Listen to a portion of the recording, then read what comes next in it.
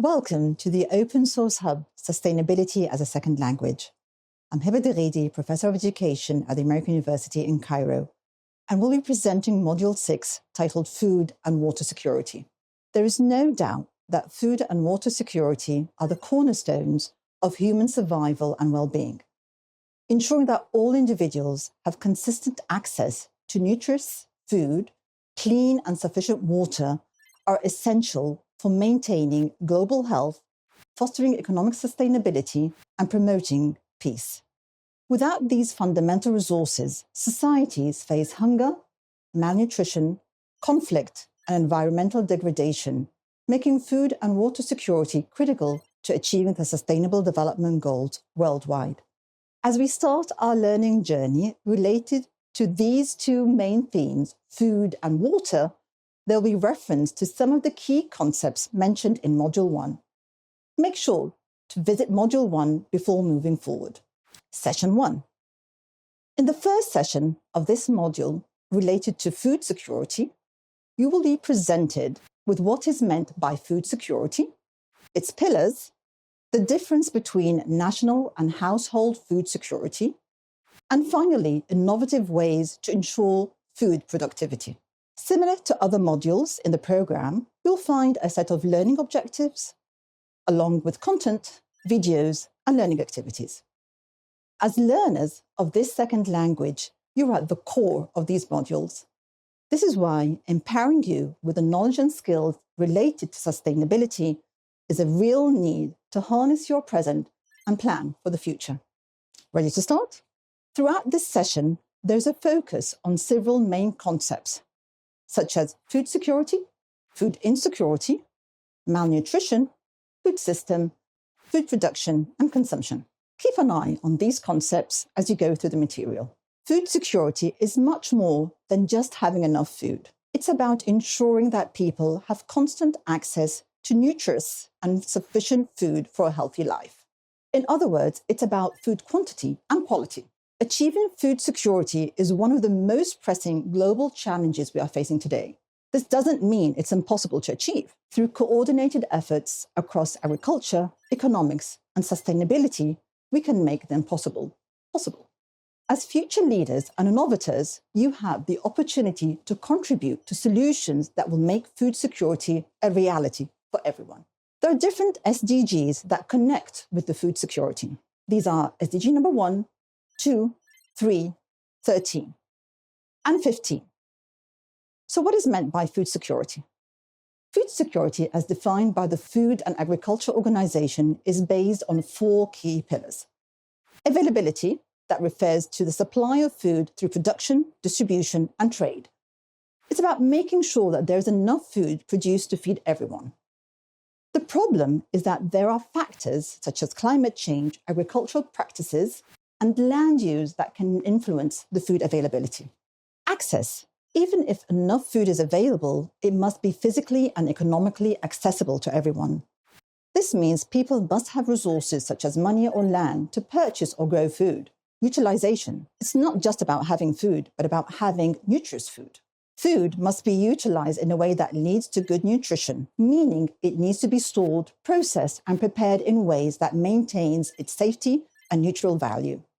Clean water, sanitation, and healthcare also play important roles in food production. Stability. People must have constant access to food, meaning that they should not be at a risk of losing access to food due to sudden crises like natural disasters, economic downturns, or even conflicts. Stability ensures that food security is maintained over time, even in the face of challenges. Watch the video related to state of food security and nutrition in the world.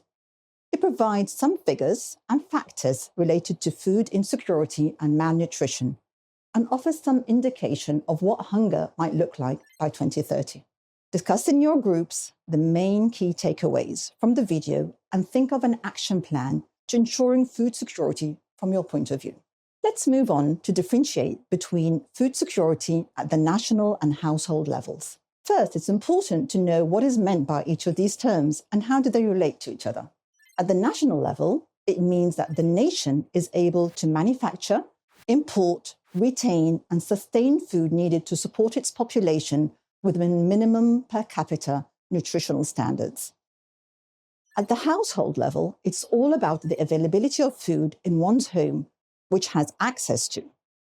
There are two main aspects that ensure food security at the household level. Household is regarded as food secure when all members of the family do not live in hunger or fear of starvation. It's also dependent on the physical access to such kind of food. Now, going back to the connection between these two terms, there are actually two different levels that do not necessarily mean that achieving one would result in achieving the other. Ensuring that a country food is secured at the national level does not necessitate that in this case, it's also secured at the household level, and vice versa.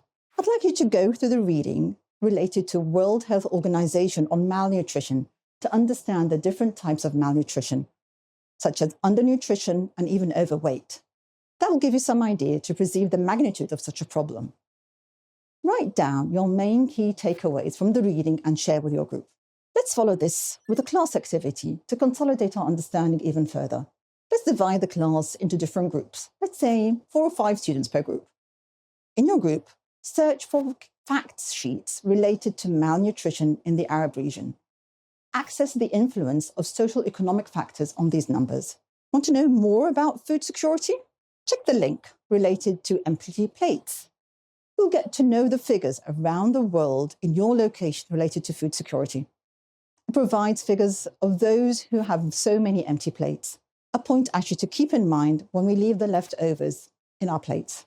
To overcome food insecurity, there are innovative means, one of which is the hydroponic farming in the UAE. With the high temperatures experienced in the UAE, the country had to think of alternative means for farming. One of the examples is actually Wafra. Wafra provides different solutions to overcome the high heat. Crops are put in separate spaces where each space is adapted to particular needs of the crop. It also makes sure that different farming techniques are available to grow such food. No chemicals other than that needed as nutrients for the soil are used. The same goes for the pesticides, as crops are grown carefully and in controlled environments. Hydroponic farming uses a nutrient-rich solution instead of soil to grow plants. It is clean and efficient, as farming is done in the absence of soil. Water provides oxygen, and nutrients in the water are enough to make the crops grow. It uses minimal space and features accelerated growth and uses less water. Hydroponic farming works by controlling the environment nutrients and the pH of the water and adapting everything for such growth. Hydroponic farming requires constant monitoring to ensure that the plant needs are met and no factors impact that. You can even start your own hydroponic to test this out on a smaller scale. After knowing about food security, we'll now move to another concept that's related. This is food systems and the SDGs. Food system is an overarching framework that connects food security, climate change, nutrition, and sustainable agriculture. A food system refers to the entire process involved producing, processing, distributing, consuming, and disposing of food. It includes everything from the farm where the food is grown, to the transportation networks that deliver the food, to the stores where they're sold, and even to the way we dispose the food waste. Every link in this chain has an impact on the economic, environmental, and social well-being. Doesn't this remind you of what we've been discussing in module number 1? In a food system, various actors and processes work together. These include farmers and agricultural workers who grow and harvest the crops, processing and packaging industries that prepare food products for consumption, transporters and distributors who move the food from the farms to the markets, to the stores and the restaurants, consumers, that's us, who purchase and prepare the food, and the waste managers who handle the food waste or the unsold food products. Now's the chance to go to the reading section and access Transitioning Towards Sustainable Food Systems in Europe. The topic of food system is directly linked to SDG number 2. Remember that we talked about it in module number 1, so check that out. There are also different measuring indicators that you can have a look at. Let's look at case studies from around the world, one of which is Ghana. Ghana is one of the world's largest producers of cocoa, with over 4 million farming households rely on the crop as their main source of income. Rainforest Alliance and its partners created in collaboration with the World Cocoa Foundation science-based training materials.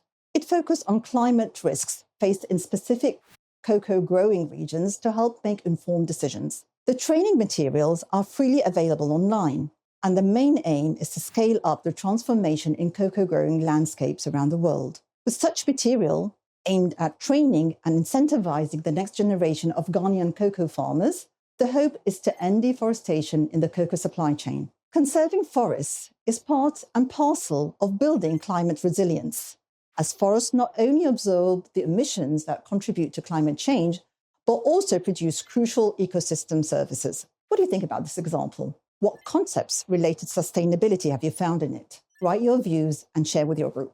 To conclude with this session, remember that we discussed the following main concepts: food security, national and household food security, and the link between them, food systems and innovations in food security.